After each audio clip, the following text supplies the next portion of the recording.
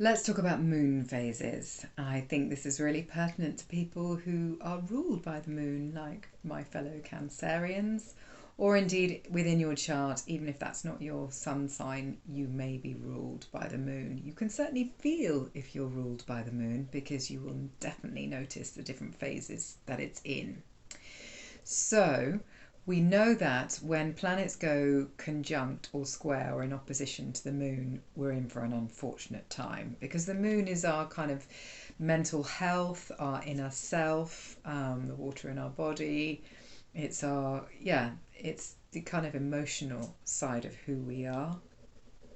A new moon, which will be no surprise, is all about new beginnings. So when it comes to a new moon, you should be thinking about kind of where that falls in your chart for where you're going to get new beginnings. So that would be if you were looking to start a new business or start a new romance, waiting till it's going to be in the right house. So new romance is going to be in your fifth house. So just to kind of be thinking, I always want you thinking about the houses and where these things fall.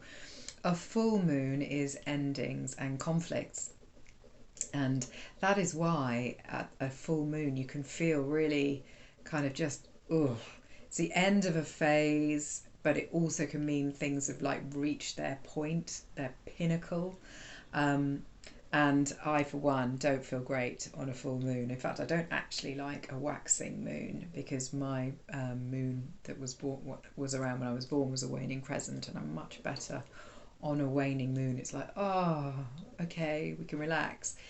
Well, there's a bit of a balance there actually, because sometimes you want to relax a bit too much. But knowing where that full moon falls within the chart will tell you where that ending or conflict may be.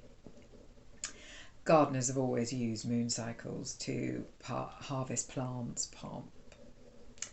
plants, etc. And living by the moon, I mean, the calendar used to have 13 moons in it. We did all know when the moons were, so that we could kind of live much more in sync and in harmony with that. But that was removed by the Christian church, and so we're a bit out of kilter. But it generally is around the 20th of each month, around those dates, just so you kind of have that in your mind, and your cycle, indeed if you're a female, may link up with that, but in male you may similarly get a cycle.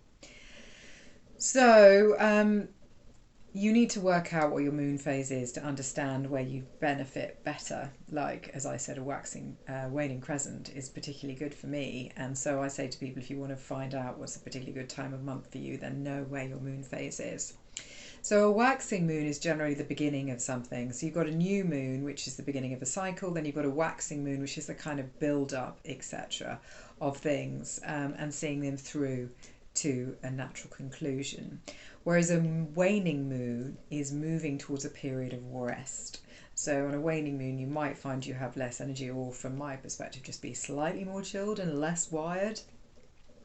A solar eclipse will always happen on a new moon, and a lunar eclipse will always happen on a full moon. Interesting, isn't it?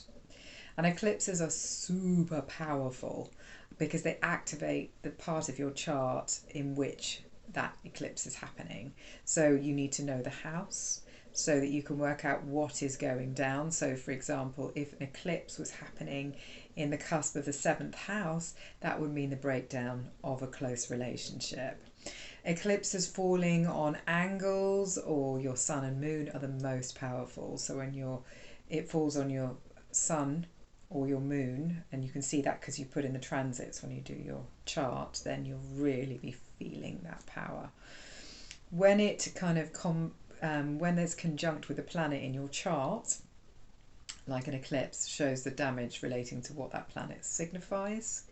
And so you need to kind of know where that's happening. So you look in your chart, like the last eclipse that I looked up was the 4th of December last year, 2021, and that was in Sagittarius. Sagittarius is in my 9th house. So my 9th house is all about study and higher perspective and those kind of things. And so in terms of kind of what that was meaning, and Sagittarius is all about freedom, to follow the truth, etc. So it's kind of, maybe my freedom felt curtailed, or I couldn't quite do my studying that I like doing, that kind of thing, the eclipse. But what's disappointing about the eclipse that you possibly won't realise is for a solar eclipse, the effect lasts for the number of years, for the number of minutes that eclipse was in place. So the last eclipse was in for over 4 hours. So in fact, it's done like 4 hours and 40 minutes or something ridiculous. So we're looking at hundreds of years there.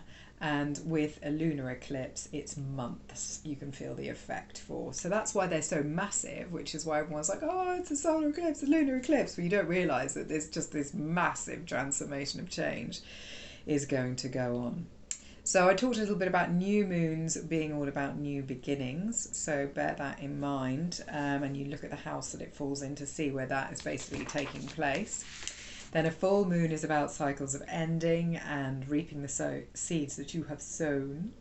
And then quarter moons are generally irritating events, like daily life events that falls in the house that they're falling in. So just things like minor annoyances, etc. So you have to look at where they fall in your birth chart to work out how you're going to solve that problem. Mini crises, things like that. So the moon definitely does affect us. I hope that's been interesting, and you will look at the moon in a different way or with a deeper understanding of what's going on, and perhaps not party so hard when there's eclipse, thinking more, oh my god, what does this mean to me? No, I'm only teasing. If you need your chart read because you want to know where your moon falls and where your best moon phase is, get in touch and get a reading.